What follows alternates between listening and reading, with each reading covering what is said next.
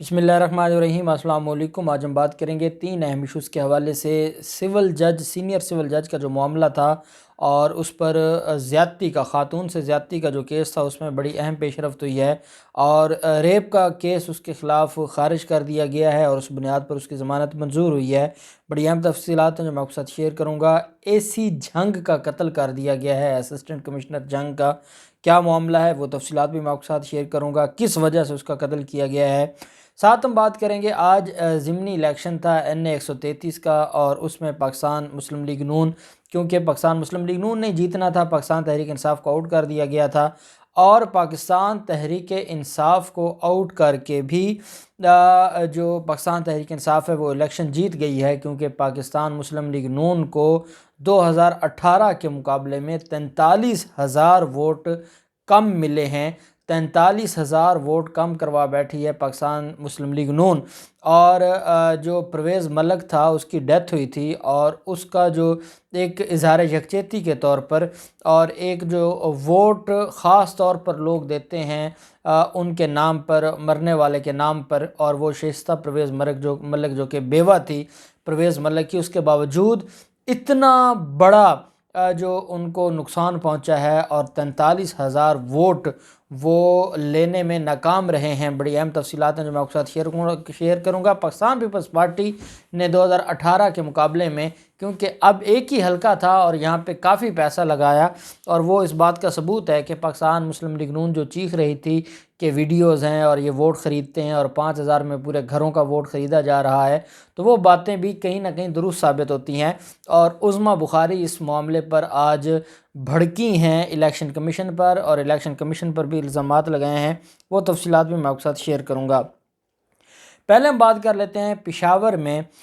معطل ہونے والا جو سول جج تھا، جس کو سینئر سول جج ضلع لوئر دیر کے علاقہ میں، اس کا جو کیس تھا اس میں بڑی اہم پیش رفت ہوئی ہے۔ جمشید کنڈی یہ جج تھے، سول جج، جن کے اوپر الزام لگایا گیا تھا، جو اب ثابت ہوا ہے کہ اس پر جو الزام تھا وہ جھوٹا تھا، وہ بے گناہ تھا، اور اس کے خلاف جو سارے کا سارا ایک ڈرامہ رچایا گیا، جو آج، اور میں اس پر پولیس کی نااہلی اور جو ڈی پی او ہیں ضلع لوئر دیر، میں مطالبہ کروں گا کہ اس کو فی الفور عہدے سے ہٹایا جائے۔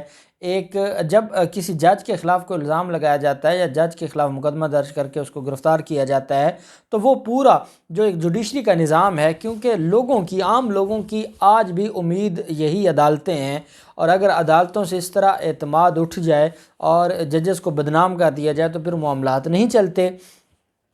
ہوتا یہ ہے کہ 25 نومبر کو سینئر سول جج کو اس وقت گرفتار کیا گیا جب ایک خاتون نے ان پر سرکاری رہائش گاہ میں جنسی زیادتی کا الزام لگایا۔ ساتھ ہی ایک جے ٹی تشکیل دی گئی اور جوائنٹ انویسٹیگیشن ٹیم نے 2 صفحات پر مشتمل جو انویسٹیگیشن رپورٹ دی ہے، اس میں انہوں نے کلین چٹ دے دی ہے سینئر سول جج کو۔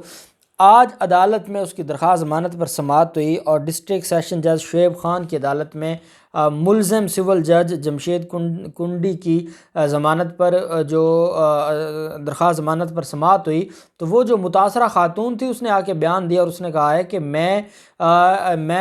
درخواست نہیں دینا چاہتی تھی، مجھ سے زبردستی پولیس نے بیان دلوایا۔ یہ تو عورت کی طرف سے یہ معاملہ آ گیا اور عورت نے یہ بیان دے دیا اور اس نے کہا کہ میں اس معاملے میں ایکشن نہیں لینا چاہتی تھی، لیکن پولیس نے زبردستی کروایا۔ پولیس کیا کہتی ہے؟ پولیس کہتی ہے کہ جے ٹی بنائی، اس نے جو سیمپل تھے وہ فرانزک سائنس لیبارٹری پشاور بھجوائے، جس سے یہ ثابت ہوا کہ جو سیمپلز بھجوائے گئے تھے اس کے مطابق جو میڈیکل خاتون کا کیا گیا تھا اس کے مطابق اس کی رپورٹ منفی آئی ہے، یعنی اس کے ساتھ زیادتی ہوئی ہی نہیں ہے۔ جب اس کے ساتھ زیادتی نہیں ہوئی ہے تو زیادتی کا مقدمہ کیسے درج کیا جا سکتا ہے جج کے خلاف؟ اور میڈیکل رپورٹ نے پولیس کی نااہلی کا کٹا چھٹا کھول دیا ہے، اور اس کے بعد پولیس کی اس جے آئی ٹی کی رپورٹ میں وہ خاتون تھی کون اس کی تفصیلات بھی بتائی ہیں۔ جے آئی ٹی کے اجلاس میں یہ کہا گیا ہے کہ مقدمہ منسوخی کے قابل ہے، اور اگر ملزم جمشید کنڈی اس سلسلے میں اپنی درخواست دائر کرتا ہے اس خاتون کے خلاف تو اس کے خلاف مقدمہ درج کیا جائے گا، کیونکہ خاتون نے جھوٹا مقدمہ درج کروایا۔ ساتھ کہا گیا کہ جو متاثرہ خاتون ہے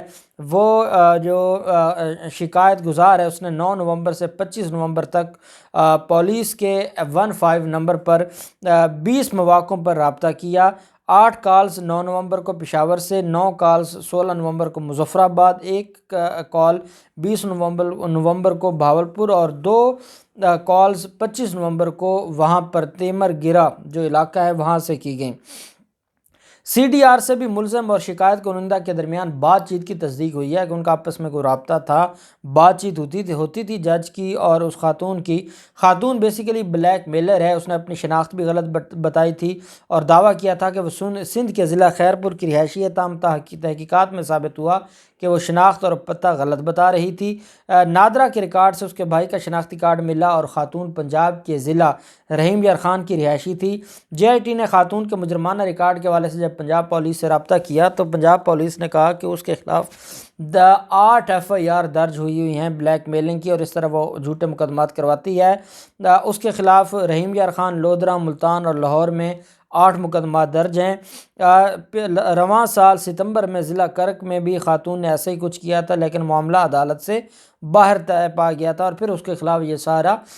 جو ڈیٹیلز ہیں وہ دی گئی ہیں۔ تو سینئر سول جج سرخرو ہوا ہے اور اس کے خلاف جو ریپ کا الزام تھا وہ غلط ثابت ہوا ہے، میڈیکل منفی آ گیا ہے، اور اس کے بعد پولیس والوں کا کہنا ہے کہ اگر وہ اس خاتون کے خلاف کوئی کارروائی کروانا چاہتے ہیں تو مقدمہ درج ہوگا اور یہ جو معاملہ ہے یہ سامنے آ جائے گا۔ پھر اسسٹنٹ کمشنر کا جو معاملہ ہے، اور یہ جھنگ کے اسسٹنٹ کمشنر ہیں، ان کو عمران جعفر کو آج ان کے اپنے گاؤں میں، جو چنیوٹ کے رہنے والے تھے، اپنے گاؤں میں وہ چھٹی پر گھر آئے ہوئے تھے، تو اپنے گاؤں میں ان کو اپنے چچا زاد بھائیوں سے جھگڑا ہوا اور انہوں نے فائرنگ کر کے سیدھی گولیاں ماری اور اس کو قتل کر دیا۔ ڈی پی او چنیوٹ کے ترجمان کا کہنا تھا کہ لاش THQ بھوانہ منتقل کر کے واقعے کی تحقیقات شروع کر دی ہیں، اور دوسری جانب IG پنجاب نے بھی اور وزیر اعلیٰ پنجاب نے بھی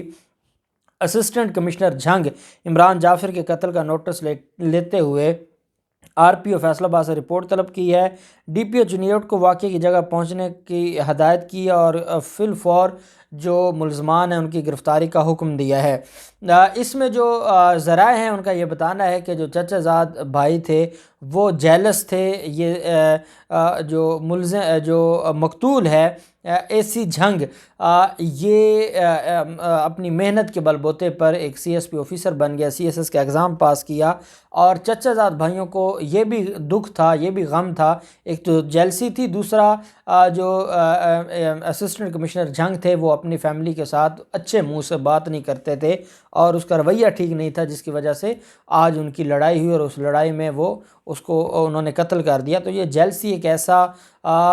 ایک اتنی بڑی مصیبت ہے کہ یہ اس حد تک انسان کو لے جاتی ہے کہ وہ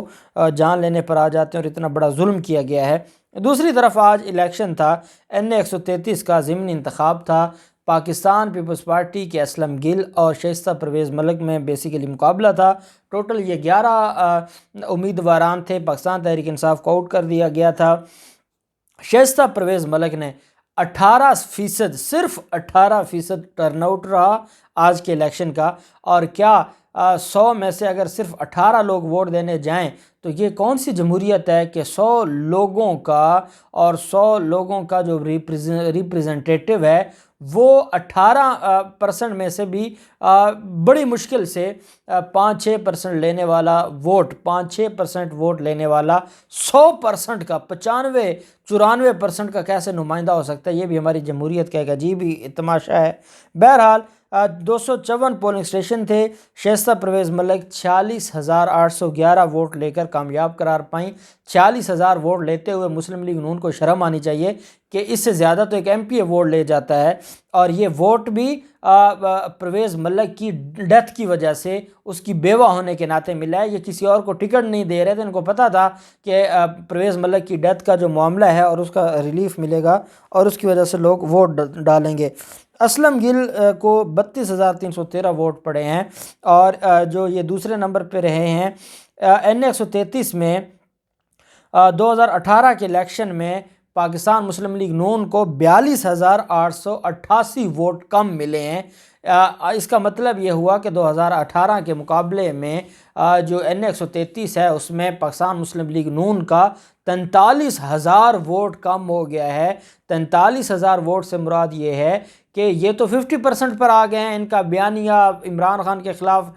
ان کا اداروں کے خلاف آڈیو ویڈیو سارا کچھ ہونے کے باوجود 43,000 اپنے جو ووٹ ہیں وہ کم کر بیٹھے ہیں۔ جب یہ کوئی ٹرن آؤٹ نہیں دے سکے الیکشن میں تو یہ احتجاج کے لیے کیسے لوگ نکالیں گے جن کو یہ ووٹ کے لیے نہیں نکال سکے۔ اور پاکستان پیپلز پارٹی کا خیر صحیح چھکا لگا ہے۔ ان کے جو الیکشن تھا اس میں 5,585 ووٹ تھے 2018 میں، جو کہ اب 26,728 ووٹ ان کو زیادہ ملے ہیں، اور ٹوٹل 32,313 ووٹ اسلم گل نے لیے ہیں۔ اور لگتا ہے کہ بڑا پیسہ لگا دیا ہے پاکستان پیپلز پارٹی نے، کیونکہ پاکستان پیپلز پارٹی کا تو وہاں پہ بندہ ہی کوئی نہیں تھا، لیکن جو راجہ پرویز اشرف اور قمر زمان کائرہ اور پوری قیادت کو یہاں پر لگا دیا تھا بلاول زرداری نے کہ ہم فیس سیونگ کریں اور کچھ نہ کچھ حاصل کریں۔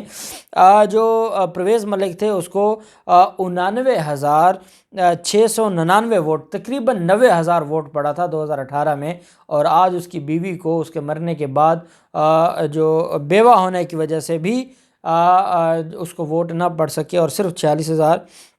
ووٹ پڑے۔ 2018 میں تحریک انصاف کے جو اعجاز چودھری تھے اس کو 77,293 ووٹ ملے تھے، اور اس بار کیونکہ پاکستان تحریک انصاف کا کینڈیڈیٹ نہیں تھا، پاکستان تحریک انصاف نے الیکشن میں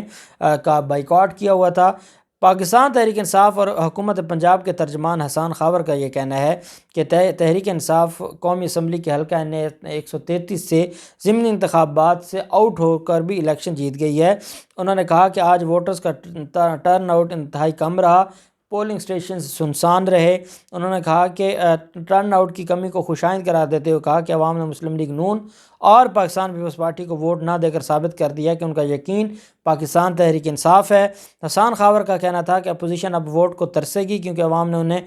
ہری جھنڈی جو لال جھنڈی دکھا دی ہے، اور ایسا ٹرن آؤٹ ثابت کرتا ہے کہ پاکستان تحریک انصاف آئندہ الیکشن میں کلین سویپ کرے گی۔ انہوں نے کہا کہ جو اپوزیشن ووٹر کو گھروں سے نہ نکال سکی وہ احتجاج کے لیے کیسے نکالے گی۔ ٹرن آؤٹ کم رہنے سے ثابت ہوا کہ عوام نے ضمنی انتخابات کو مسترد کر دیا۔ ایسے الیکشن پر سوالات اٹھتے ہیں اور الیکشن کمیشن کو سوچنا ہوگا کہ جہاں ٹرن آؤٹ 18% رہا